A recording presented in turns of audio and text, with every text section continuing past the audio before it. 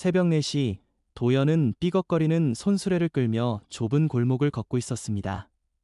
손수레 바퀴는 기름칠한 지 오래되어 꽤 큰 소리를 냈지만 그런 걸 신경 쓸 여유 따위 없었죠. 손수레 안에는 골판지 몇 장과 페트병들이 덜그럭거리며 구르고 있었습니다. 도연의 손은 거칠었습니다. 한때 법전을 넘기던 그 손가락 사이사이로는 갈라진 틈이 보였어요. 추운 겨울바람에 트고 터져 생긴 상처들입니다. 반창고를 붙일 돈조차 아까웠던 그는 그냥 참아냈죠. 이게 내 삶이구나. 그는 중얼거렸습니다. 그의 목소리는 신 듯했어요. 요즘 들어 말할 일이 거의 없었거든요. 고시원에 돌아가도 혼자, 폐지를 주우러 나와도 혼자였으니까 사람들은 도연을 피했습니다. 쓰레기 냄새가 옷에 배어 있었기 때문이었죠. 그는 29이었습니다. 이 나이면 누군가는 승진을 걱정하고 누군가는 결혼 준비를 하고 있을 나이. 도연도 그랬어요. 불과 2년 전까지만 해도 말이죠. 그때 도연은 사법고시를 준비하는 고시생이었습니다. 벌써 5년째였어요. 아버지는 작은 인쇄소를 운영하셨고 어머니는 식당에서 설거지 일을 하셨습니다. 넉넉하진 않았지만 아들의 꿈을 지켜주려고 애쓰는 부모님이었죠. 도연아, 우리 아들은 꼭 판사 될 거야. 어머니는 늘 그렇게 말씀하시며 주름진 손으로 도연의 머리를 쓰다듬어 주시곤 했습니다. 그 웃음이 도연에겐 가장 큰 힘이었어요. 그리고 윤지, 그의 약혼녀도 그를 응원했습니다. 간호학과를 졸업하고 대학병원에 취직한 윤지는 바쁜 와중에도 도연을 챙겼어요. 도서관 앞에 도시락을 갖다 주고 지친 도연의 어깨를 주물러주며 말했습니다. 오빠, 힘들지. 근데 오빠라면 할 수 있어. 난 믿어. 윤지의 따뜻한 목소리는 도연으로 하여금 다시 책상 앞에 앉을 힘을 주었습니다. 음악이 긴장감 있게 변함. 그러던 어느 날 모든 것이 무너져 내렸습니다. 아버지의 인쇄소가 부도를 맞은 거예요. 거래처가 대금을 주지 않으면서 어려운 시기에 쌓인 빚이 한꺼번에 덮쳐왔죠. 아버지는 하룻밤 사이에 확 늙어 버리셨습니다. 백발이 늘었고 눈빛에서 생기가 사라졌어요. 미안하다, 도연아.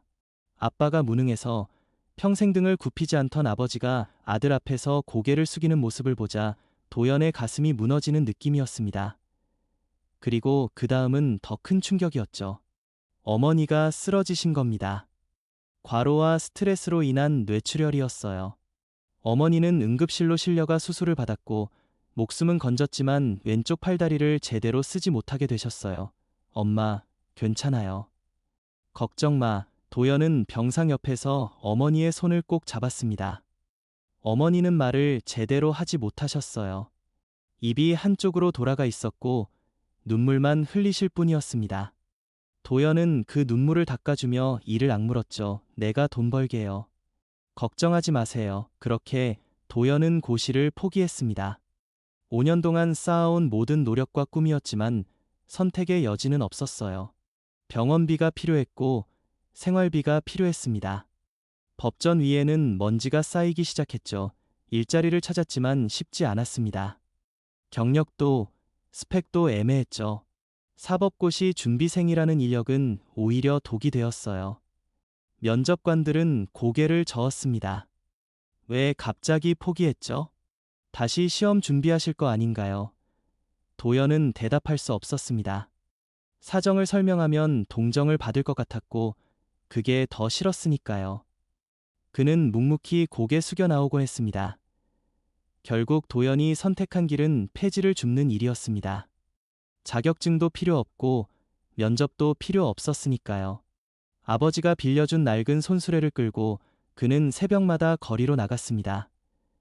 윤지는 걱정했습니다. 오빠, 이러지 마. 내가 도와줄게. 우리 같이 힘내자. 윤진이 도연의 손을 잡았지만 도연은 손을 뿌리쳤습니다. 윤지야, 미안해.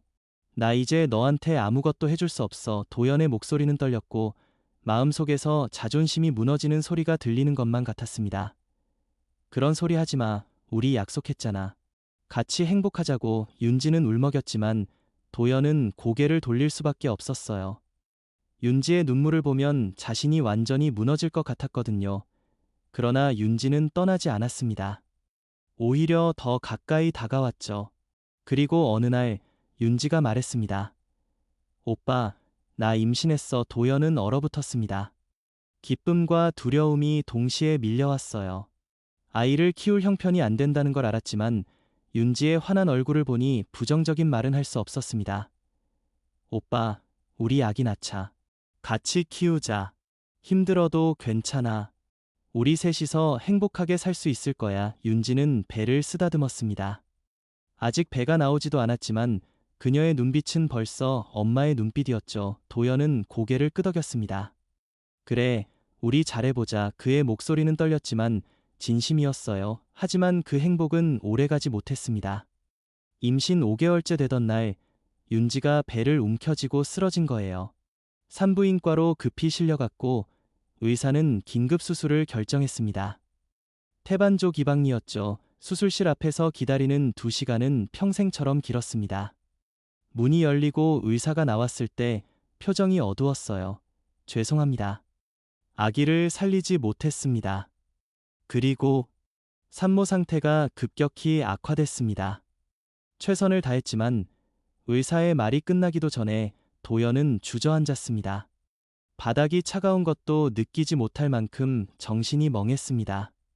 그는 간신히 수술실로 들어가 윤지를 만났죠. 윤지는 겨우 눈을 뜨고 있었습니다. 입술은 파랗게 질려 있었고 숨소리가 가늘었어요. 오빠, 우리 아기만은 꼭 지켜줘. 약속해. 윤지는 마지막 힘을 짜내 속삭였고 도연은 고개를 끄덕이며 약속했습니다. 그래, 약속할게. 꼭 지킬게. 하지만 윤지는 그 대답을 듣지 못했습니다. 그녀의 손에서 힘이 빠지고 눈이 감겼어요. 심전도 모니터에서 길게 이어지는 삐소리가 울려 퍼졌습니다. 윤지야, 윤지야. 도연이 소리쳤지만 아무 소리도 들리지 않았습니다.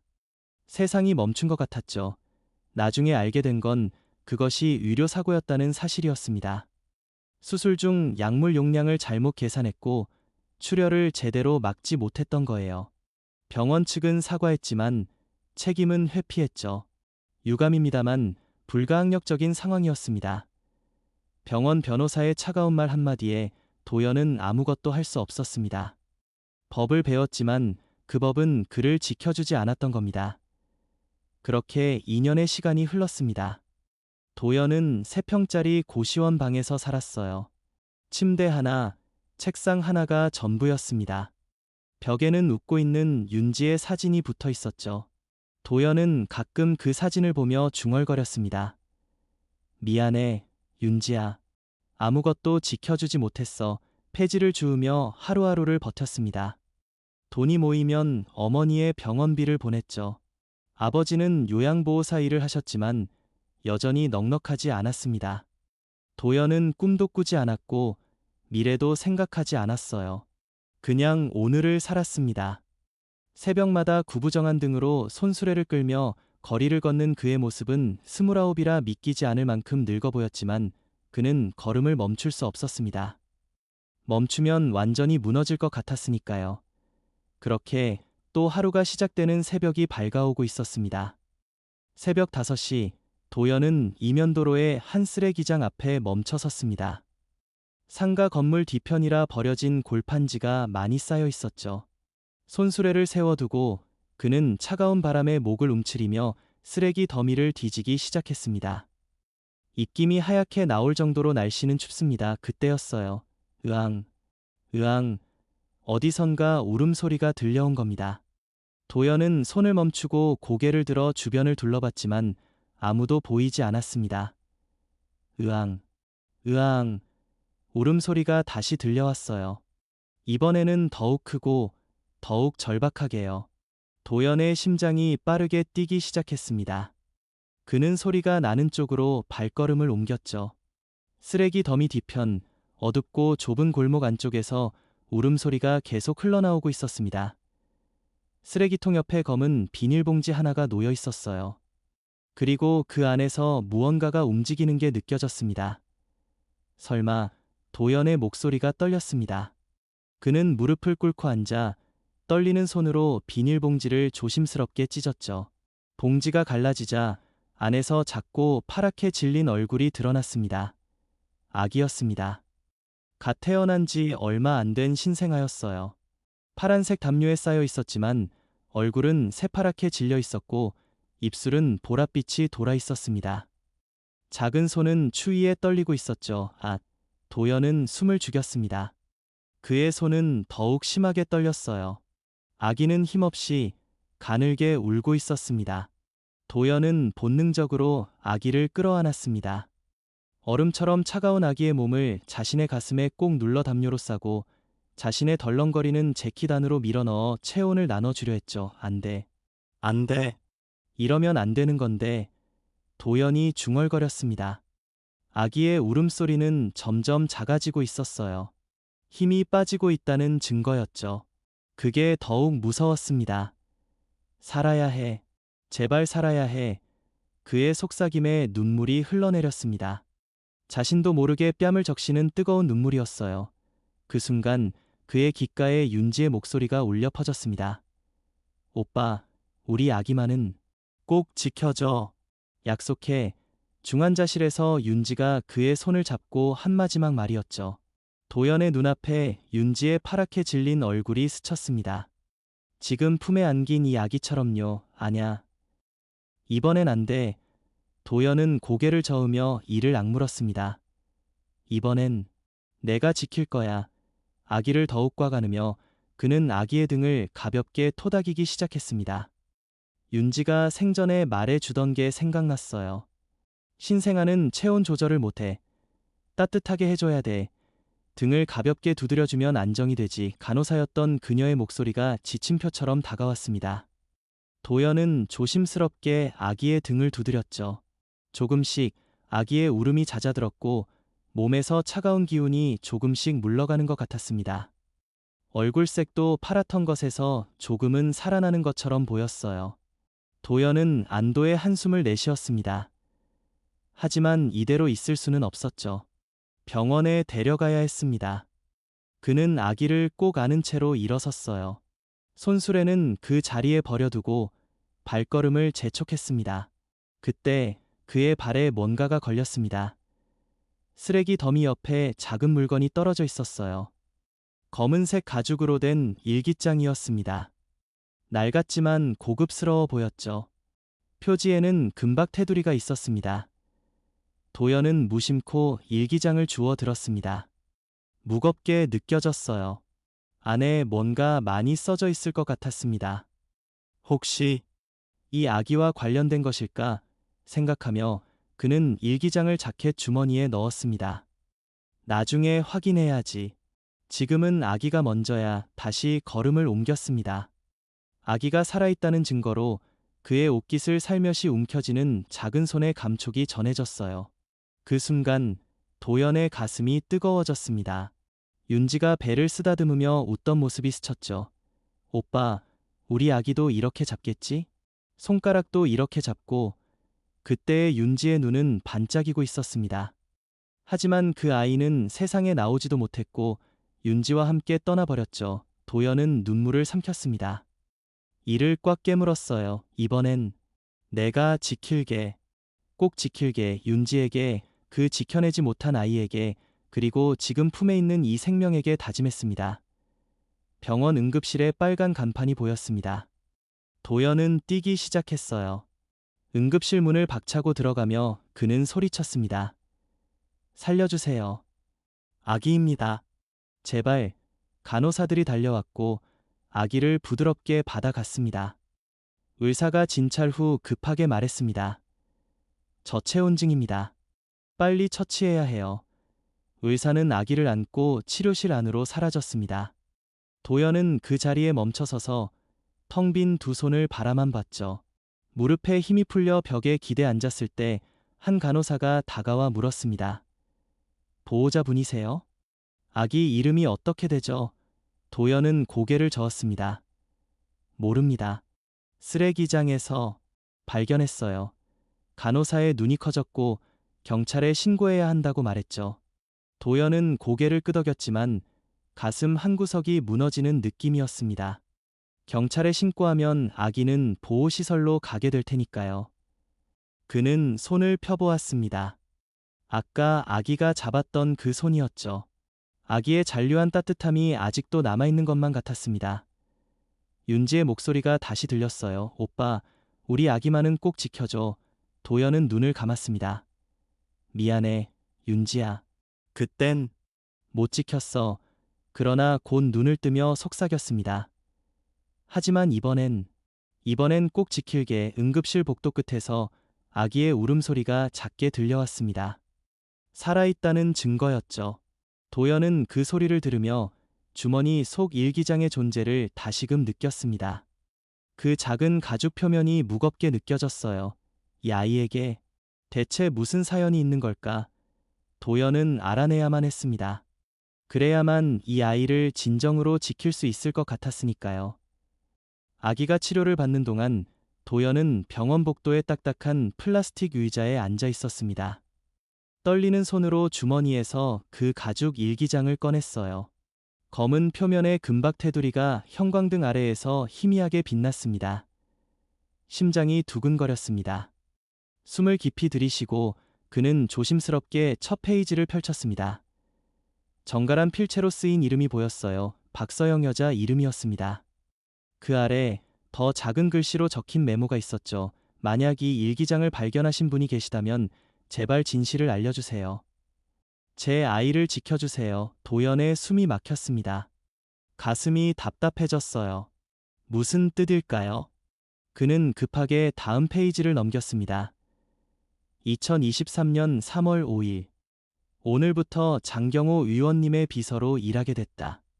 떨리지만 열심히 해야지. 도연의 눈이 휘둥그레졌습니다. 장경호. 차기 대권주자로 거론되는 그 국회의원. 그는 급히 페이지를 넘겼습니다. 2023년 5월 20일. 의원님이 오늘 저녁을 함께 하자고 하셨다. 업무 이야기인 줄 알았는데 2023년 6월 3일. 관계가 시작됐다. 나는 사랑이라고 믿고 싶다. 2023년 9월 12일. 오늘 이상한 걸 봤다. 의원님 사무실에서 건설사 사장과 봉투를 주고받는 모습. 2023년 10월 7일. 확실하다. 의원님은 뇌물을 받고 있다. 청담동 모처에서 5억 원을 받는 걸 봤다. 도연의 손이 더욱 심하게 떨렸습니다. 이건 단순한 개인적 사랑 이야기가 아니었어요. 이건 증거였습니다. 날짜, 장소, 금액, 관련 인물들이 빼곡히 기록되어 있었죠. 2024년 2월 18일. 압구정 레스토랑. 3억 원. 공공사업 낙찰대가. 나는 이제 공범인가. 2024년 7월 9일. 의원님께 그만하자고 말했다. 관계도, 비리도. 하지만 의원님은 웃으며 말했다. 내가 알고 있는 게 너무 많아. 도연의 목덜미가 오싹해졌습니다. 박서영은 위험에 빠져 있었어요. 2024년 11월 3일. 임신했다. 우리 아이가 생겼다. 의원님께 말해야 하는데 무섭다. 2024년 11월 10일. 말했다. 의원님은 얼굴이 굳었다. 아이를 지울 거냐고 물었다. 나는 거절했다. 2024년 11월 15일. 의원님이 돈을 줬다. 조용히 사라지라고. 나는 거절했다. 우리 아이를 지키겠다고. 도연은 숨을 헐떡였습니다. 그의 품에 있었던 그 아기였어요. 권력자의 아이. 2024년 11월 25일. 협박이 시작됐다. 의원님 측근들이 나를 미행한다. 전화도 도청당하는 것 같다. 2024년 12월 2일. 무섭다. 하지만 일기장만은 지켜야 한다. 이게 나와 내 아이를 지킬 유일한 증거다. 2024년 12월 8일. 오늘 의원님이 직접 말했다. 선거가 석 달 남았다. 스캔들은 안 된다고. 차가운 목소리였다. 다음 페이지 마지막 글이었습니다. 글씨체가 흐트러지고 급하게 쓴 흔적이 역력했어요. 2024년 12월 15일 새벽. 그들이 왔다. 내 아이를 데려가려고 한다. 나는 최대한 버텼다. 아이를 담요에 싸서 숨겼다. 일기장을 아이 곁에 넣었다. 제발 누군가 발견해 주길. 제발 내 아이를 지켜주길. 진실을 밝혀주길. 글씨는 그대로 끝났고 마지막 문장은 흐릿해졌습니다. 잉크가 번진 자국이 보였는데 마치 눈물 자국처럼요. 도연은 일기장을 꽉 움켜쥐었습니다. 손등에 힘줄이 붉어졌어요. 숨이 가쁘게 몰려왔고 분노와 연민 그리고 막중한 책임감이 한꺼번에 엉켜 올라왔습니다. 박서영, 아기의 엄마. 그녀는 마지막 순간까지 목숨 걸고 자신의 아이를 지키려 했던 겁니다. 그 순간 도연의 눈앞에 또 다른 여인의 얼굴이 겹쳐졌어요. 병상에서 파랗게 질린 얼굴로 그의 손을 잡으며 간절히 속삭이던 윤지가 오빠, 우리 아기만은 꼭 지켜줘. 그 목소리가 이번에는 더욱 선명하게 그의 가슴 속 깊이 꽂혔습니다. 그는 일기장을 가슴에 꼭 끌어안았습니다. 알겠습니다. 그가 입술 사이로 스치듯 속삭였습니다. 당신의 아이를 지키겠습니다. 약속합니다. 그때 응급실 문이 열리며 의사가 나왔습니다. 보호자분, 도연은 벌떡 일어났습니다.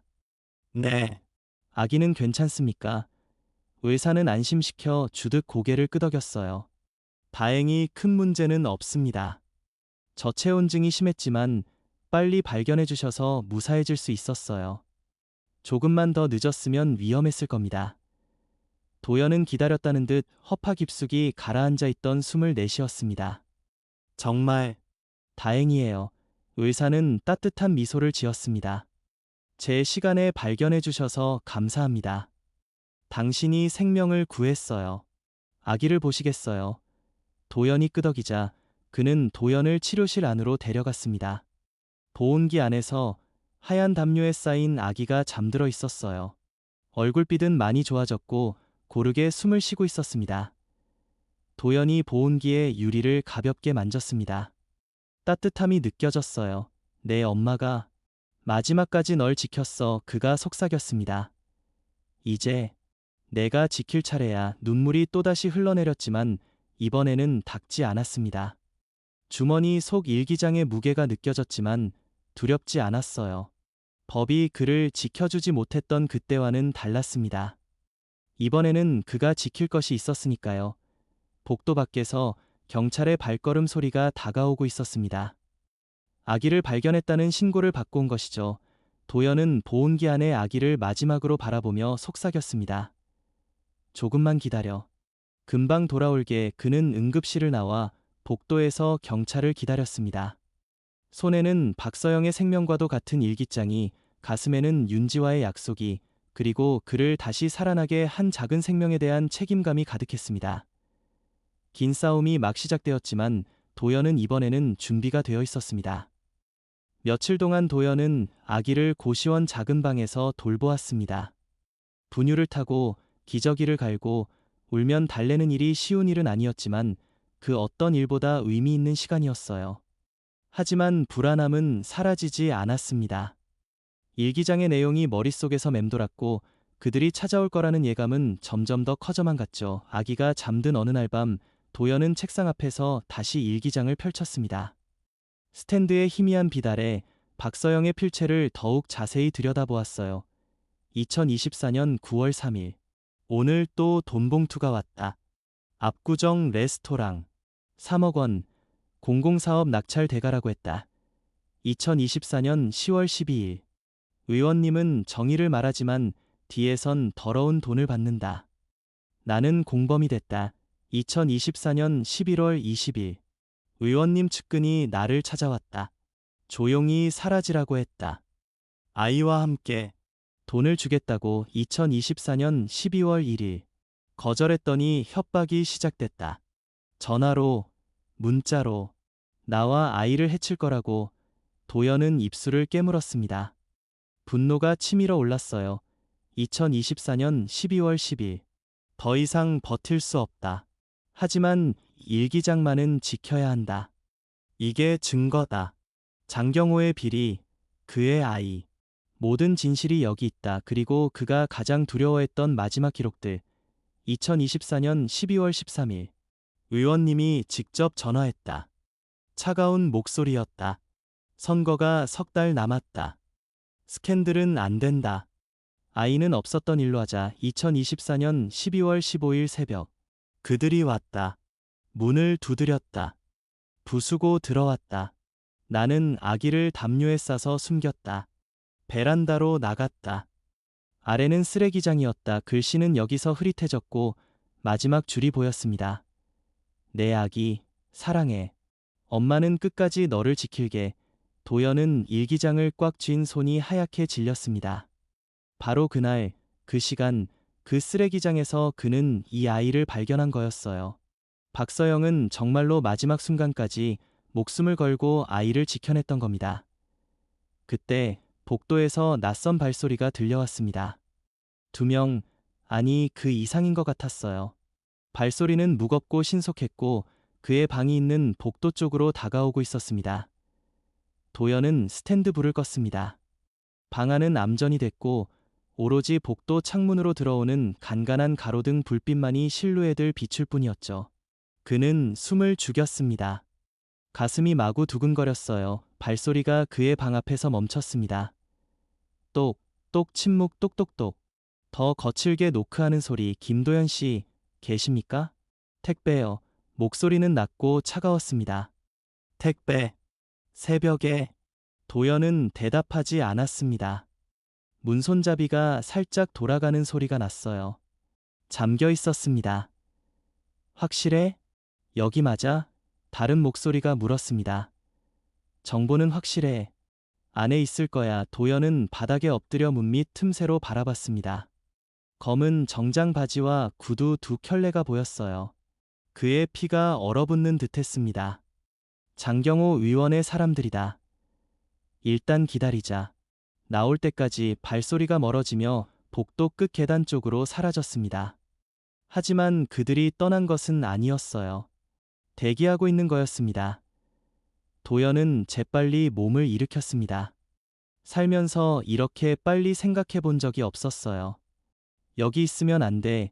당장 도망쳐야 해. 하지만 아기가 있었습니다. 잠들어 있는 아기. 그는 살며시 아기를 안아 일으켰고 미리 준비해둔 가방에 필수품들 분유, 기저귀, 일기장, 아기 옷을 챙겨 넣었습니다. 방 문을 통해 나갈 수는 없었죠. 그때 공용 주방 쪽에서 물이 끓는 소리가 났다는 것을 떠올렸습니다. 아까 분유를 타려고 물을 끓여 놓은 것이었어요. 그는 창문을 조심스럽게 열고 바깥을 내다봤습니다. 비상 계단이 보였지만 소리가 날 것 같았습니다. 침착해. 침착해야 해. 그는 자신에게 말했습니다. 아기를 가방 안에 조심스럽게 눕힌 후 가방을 등에 맸습니다. 그리고 방의 작은 창문이 아닌 공용 화장실 쪽 작은 환기 창문을 떠올렸습니다. 그곳은 건물 뒤쪽의 좁은 골목으로 통했죠. 그는 방문을 조용히 열고 숨을 죽인 채 복도를 건넜습니다. 그들이 대기하고 있는 계단 반대편이었어요. 발소리 하나 내지 않고 그림자처럼 화장실로 들어갔습니다. 환기 창문은 작았지만 간신히 그가 빠져나갈 만했어요. 차가운 새벽 공기가 그의 얼굴을 강타했습니다. 그는 비상 계단을 내려가 건물 뒤편 골목으로 들어섰고 그곳에서 멀리 떨어진 번화가 쪽으로 발걸음을 재촉했습니다. 등에 맨 가방 속에서 아기가 잠에서 깨어 작게 보채는 소리가 들렸지만 그는 멈출 수 없었습니다. 한참을 뛰어 그는 작은 모텔 골목에 이르렀습니다. 가진 돈의 대부분을 내고 그는 이틀치 숙박비를 내고 가장 안쪽 방으로 안내받았습니다. 방문을 잠그고 나서야 비로소 그는 벽에 기대어 숨을 헐떡일 수 있었습니다. 온몸이 떨리고 다리는 풀려 버릴 것 같았어요. 가방을 열자 아기는 깨어 울고 있었지만 다행히 무사했어요. 괜찮아. 이제 괜찮아. 그가 떨리는 목소리로 아기를 달랬지만 그의 눈에는 공포가 가시지 않고 맴돌았습니다. 그들은 도연을 찾고 있었고 이미 그의 거처를 알고 있었습니다. 그가 발견한 것은 단순한 버려진 아이가 아니라 권력자의 치부와 연결된 살아있는 증거였습니다. 이 모텔도 오래 안전하지 않을 거예요. 그는 휴대폰을 꺼내 들었습니다. 연락할 사람 아무도 없었습니다. 그때 윤지의 친구이자 기자인 이서연 씨가 생각났어요. 윤지의 장례식 때 만났던 진실을 추구하는 열정적인 기자. 주소록을 뒤져 겨우 번호를 찾아냈습니다. 새벽 시간이었지만 그는 걸 수밖에 없었죠. 띠리링, 띠리링, 여보세요? 서연 씨의 졸린 목소리가 들려왔습니다. 저 김도연입니다. 윤지의 약혼자였던 침묵이 잠시 흘렀다가 목소리가 확 깨어났습니다. 도연 씨? 무슨 일이세요? 이렇게 새벽에 도연의 목소리가 갈라졌습니다. 도와주세요. 제발요. 살려주세요. 그 한마디에 서연 씨는 즉시 경계를 늦추지 않았습니다. 어디 계세요? 당장 움직이지 마시고 주소 알려주세요. 도연이 위치를 알려주자 서연은 즉각 행동에 나섰습니다. 거기서 기다리세요. 제가 변호사님을 연결해 드릴게요. 절대 누구와도 연락하지 마시고 문 단단히 잠그세요. 전화를 끄는 도연은 드디어 벽을 따라 미끄러지듯 바닥에 주저앉았습니다. 아기를 품에 꼭 안고 그는 떨리는 손으로 일기장을 꺼내 다시 가슴에 눌러 안았습니다. 박서영 씨의 마지막 간절함이, 윤지의 마지막 부탁이, 그리고 지금 품에 있는 이 작은 생명의 온기가 하나로 엉켜 그의 가슴을 터질 것처럼 채웠습니다. 그는 알았습니다. 이제 숨어만 있을 수는 없다는 것을. 하지만 이 순간, 이 작고 불안한 모텔방에서 그는 처음으로 혼자가 아니라는 느낌을 받았습니다.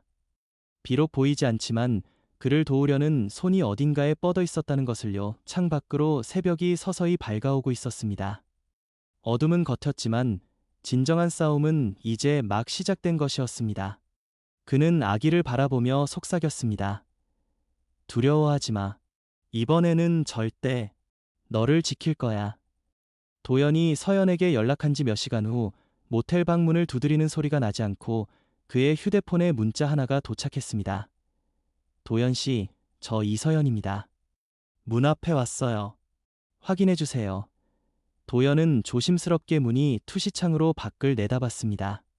복도에 서 있는 사람은 서연 한 명뿐이었어요. 그녀 옆에는 회색 정장을 입고 안경을 쓴 중년의 남성이 서 있었습니다. 표정은 차분했지만 눈빛은 날카롭고 믿음직스러웠죠. 문을 열자 서연이 먼저 들어왔습니다. 도연 씨, 괜찮으세요? 그녀의 눈길은 등에 맨 가방과 방 안에 있는 아기 용품들로 곧장 향했어요. 네. 어떻게든. 여기 최명우 변호사님이세요. 인권 변호사로 유명하신 분이에요. 제가 설명드렸습니다. 최명우 변호사는 고개를 끄덕이며 악수를 청했고 도연은 떨리는 손으로 그 손을 잡았습니다. 변호사의 손은 따뜻하고 안정감이 느껴졌어요. 김도연 씨, 상황은 대충 들었습니다. 많이 힘드셨겠어요. 그들은 모텔의 작은 테이블에 둘러앉았습니다. 도연은 가방에서 그 가죽 일기장을 꺼내 명우 변호사 앞에 내려놓았습니다.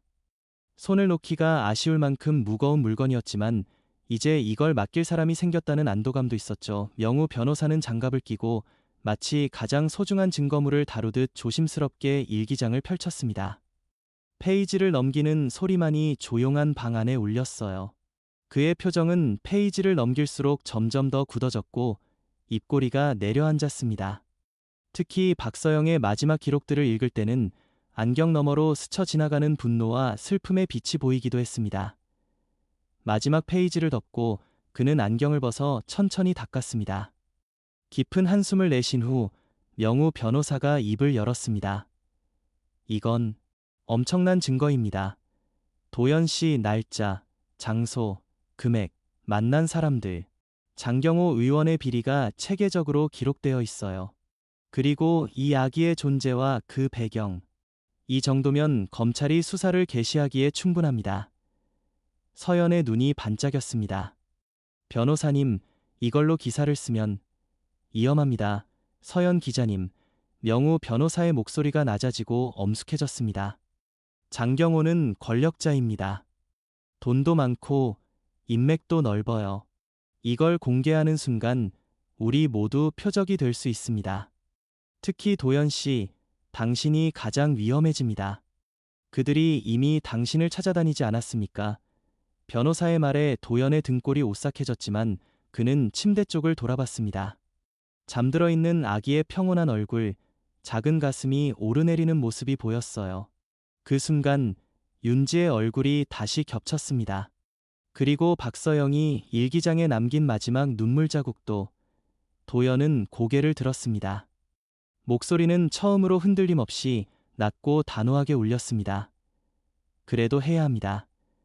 그가 명우 변호사를 똑바로 보며 말했습니다. 이 아이를 지키려면 진실을 밝혀야만 해요. 박서영 씨가 목숨 걸고 남긴 증거를 여기서 묻어버리면 그분의 죽음이, 그분의 사랑이 헛된 것이 되잖아요. 그리고 전 이미 한번 지키지 못한 약속이 있습니다. 이번엔 다를 겁니다. 명우 변호사는 잠시 도연을 응시했습니다. 그의 눈빛에서 처음의 염려는 사라지고 존경과 확신이 자리 잡고 있었어요. 그는 천천히 고개를 끄덕였습니다. 용기 있는 결심입니다. 하지만 각오하셔야 해요. 이 길은 결코 빙탄하지 않을 겁니다. 알고 있습니다. 서연이 노트북을 꺼내 들었습니다. 그럼 제가 기사 자료를 준비할게요. 일기장의 핵심 내용을 스캔하고 도연 씨의 증언도 받아야 해요. 가능하면 오늘 밤 9시 뉴스에 특보로 타이밍을 맞추는 거예요. 여론을 먼저 형성해야 해요. 그녀의 손가락이 키보드 위를 빠르게 움직이기 시작했습니다. 명우 변호사는 법적 대응 계획을 설명하기 시작했어요. 언론 공개 후 예상되는 장경호 측의 반응, 도연과 아기를 위한 즉각적인 신변 보호 조치, 그리고 검찰에 제출할 고발장 초안에 대해서요. 도연은 그들의 말을 듣고 있었지만 그의 마음은 아기에게로, 그리고 지금 이 순간을 만들어낸 두 여인에게로 달려 있었습니다. 윤지아, 박서영 씨, 이제 우리가 나섭니다. 그날 밤 9시가 되자 도연은 모텔의 작은 TV를 켰습니다. 아기를 무릎에 앉히고 그는 숨을 죽이고 뉴스를 지켜봤습니다. 아기는 깨어 있었고 뉴스 앵커의 목소리를 까만 눈으로 바라보는 듯했습니다. 속보를 전해드립니다. 차기 대권주자로 거론되는 장경호 의원과 관련해 숨겨진 자녀 및 비리 의혹이 제기되었습니다. 본방송이 단독 입수한 한 일기장에 따르면 화면에는 일기장의 사진이 나왔고 5억 원, 청담동, 뇌물 등의 키워드가 강조되어 떴습니다. 곧이어 국회 기자회견장에서 당황한 표정으로 질문에 답변을 회피하는 장경호 의원의 모습이 비쳤습니다. 그의 이마에 맺힌 땀방울이 선명했어요. 사실이 아닙니다. 이는 저를 정치적으로 공격하려는 음모입니다. 그러나 그의 목소리는 미세하게 떨리고 있었습니다. 도연의 심장이 쿵쾅거렸습니다. 휴대폰이 진동하며 수십 개의 알림이 쏟아져 들어왔어요. 포털 사이트 실시간 검색어 1위는 장경호 비리, 2위는 장경호 숨겨진 자녀였습니다. 댓글들은 폭발적으로 증가하고 있었죠. 이게 사실이면 인간이 아니지, 아기를 버리다니. 박서영 씨는 어디 계신 거야? 무사하기를. 검찰은 제대로 수사해야 한다. 서연에게서 문자가 왔습니다. 도연은 휴대폰을 내려놓고 무릎 위에 아기를 바라보았습니다. 작은 손이 공중을 더듬고 있었어요. 그는 그 손을 자신의 손가락으로 살며시 감쌌습니다. 봤어? 세상이 이제 알아가고 있어. 내 엄마가 지키려 했던 진실을. 아기가 꼭 그의 손가락을 움켜쥐었습니다. 그 힘은 미약했지만 도연에게는 천근만근 같은 힘이었습니다. 그는 눈을 감았습니다. 온몸에 전율이 일었고 눈가가 뜨거워졌지만 이번에는 슬픔이 아닌 감격의 눈물이었어요. 드디어 숨어만 있지 않아도 되었다는 것, 드디어 그들의 목소리가 세상에 닿기 시작했다는 것, 그리고 드디어 윤지와 박서영이 지키려 했던 그 생명을 위해 진정으로 싸울 수 있는 무대 위에 섰다는 것이. 그는 아기를 꼭 안아 올렸습니다. 우리 이제 함께 싸운다. 절대 지지 않아. 창밖으로는 서울의 야경이 반짝이고 있었지만 도연의 눈에는 그 어떤 빛보다도 지금 품에 있는 이 작은 생명의 미래가 더욱 밝게 빛나 보였습니다. 어둠을 밝히는 전구는 켜졌습니다. 이제 그 빛을 꺼지지 않게 지켜내는 긴 전쟁이 시작될 것이지만 그는 더 이상 두렵지 않았습니다. 함께 할 동지가 생겼으니까요. 언론 보도가 나간 지 이틀 후 최명우 변호사의 준비 아래 기자회견이 열렸습니다. 프레스센터의 대회의실은 카메라와 기자들로 가득 찼습니다. 플래시가 마치 별빛처럼 반짝였죠. 단상에 오르기 전 도연은 옆방에서 명우 변호사와 서연을 마지막으로 바라봤습니다. 괜찮아요. 할 수 있습니다. 그의 목소리는 떨렸지만 눈빛은 확고했습니다. 서연이 그의 어깨를 다독였어요. 진실만 말하세요. 당신 뒤엔 국민이 있습니다. 아기는 서연이 임시로 돌보기로 했습니다. 도연은 일기장을 들고 단상에 올랐습니다. 명우 변호사가 그 옆에 섰고 서연은 단상 뒤편에서 그들을 지켜보고 있었죠. 마이크 앞에 서자 수백 개의 시선과 카메라 렌즈가 그에게로 집중되었습니다. 목이 마르고 손이 떨렸지만 그는 깊게 숨을 들이쉬었습니다. 그리고 첫 마디를 뱉어냈습니다. 저는 김도연입니다. 목소리가 처음엔 작고 갈랐지만 말을 이어가며 점점 힘을 얻었습니다. 3주 전 새벽 쓰레기장에서 한 아기를 발견했습니다. 거의 얼어 죽어가던 그 아기 옆에는 이 일기장이 있었습니다. 그는 일기장을 들어 올렸습니다.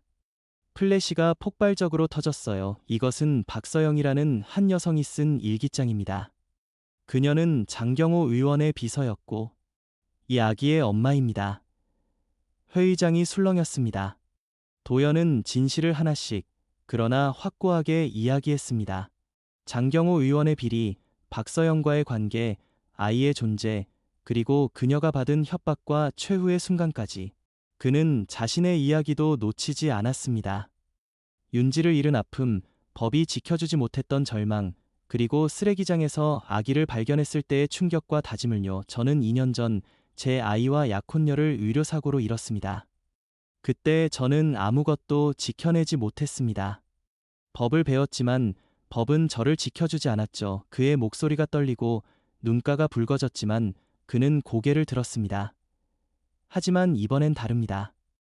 이 아이를 지키려는 과정에서 저는 제 안에 잃어버린 아이도 함께 지킬 수 있었습니다. 박서영 씨가 목숨으로 지키려 했고 제가 지키기로 약속한 이 생명은 저를 다시 살렸습니다. 도연은 옆에 서 있는 명우 변호사를 잠시 바라보고 다시 카메라를 정면으로 응시했습니다. 이 아이는 죄가 없습니다.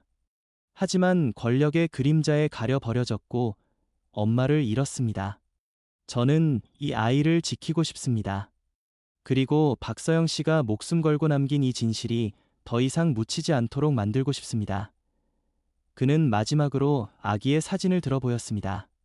모텔에서 서연이 찍어준 건강해지고 조금 통통해진 아기의 모습이었죠. 이것이 제가 지킬 생명입니다. 이번에는 절대 놓치지 않겠습니다. 음악이 가장 높은 감동의 고점에 도달한 후 잔잔한 여운으로 질문 시간이 이어졌습니다. 기자들의 질문은 쏟아졌지만 도연은 진실되게 때로는 떨리는 목소리로 답변했습니다. 명우 변호사가 법적 절차에 대해 보강 설명을 했죠. 회견이 끝나고 단상에서 내려올 때 도연의 다리는 후들거렸습니다. 그러나 그의 가슴은 가득 찬 기분이었어요.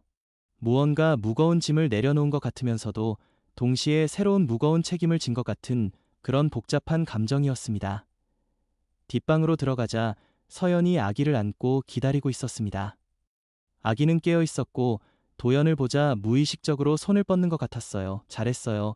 정말 잘하셨어요. 서연의 눈에도 감동의 빛이 스쳤습니다. 도연은 아기를 안아 들고 창밖을 바라봤습니다. 회견이 생중계되자마자 그의 휴대폰은 다시금 응원의 메시지와 후원 제안으로 폭발했습니다. 세상이 움직이고 있었습니다. 명우 변호사가 들어와 말했습니다. 이제 본격적인 싸움입니다. 검찰 수사가 시작될 거고 장경호 측의 반격도 예상해야 해요. 하지만 당신은 더 이상 혼자가 아니에요. 도연 씨, 오늘 그 목소리 많은 사람들의 마음을 움직였습니다. 도연은 고개를 끄덕였습니다. 그는 아기의 부드러운 머리카락을 쓰다듬으며 속삭였습니다. 들었지? 우리 편이 생겼어. 이제 더 잘 지켜줄 수 있을 거야. 그날 밤 뉴스는 도연의 기자회견을 주요 뉴스로 보도했고 여론은 뜨거웠습니다. 폐지 줍는 청년에서 진실을 외치는 보호자로 그의 이미지는 국민들의 가슴에 강하게 박혔습니다. 도연은 모텔방에서 아기를 재우고 잠들지 못하고 있었습니다. 오늘의 일이 현실 같지 않았지만 동시에 지난 몇 주간의 긴장이 조금은 풀리는 것 같은 느낌도 들었습니다.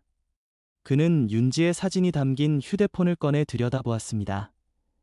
윤지야, 오늘 내가 너한테도 박서영 씨한테도 약속한 걸 지키기 시작한 것 같아. 부족하지만 계속 갈게. 창밖에는 별이 빛나고 있었습니다. 가장 어두운 밤하늘일수록 별은 더욱 선명하게 보인다고 합니다. 도연은 아기와 자신의 앞에 펼쳐질 긴 싸움의 길을 생각하며 그 빛을 바라보았습니다.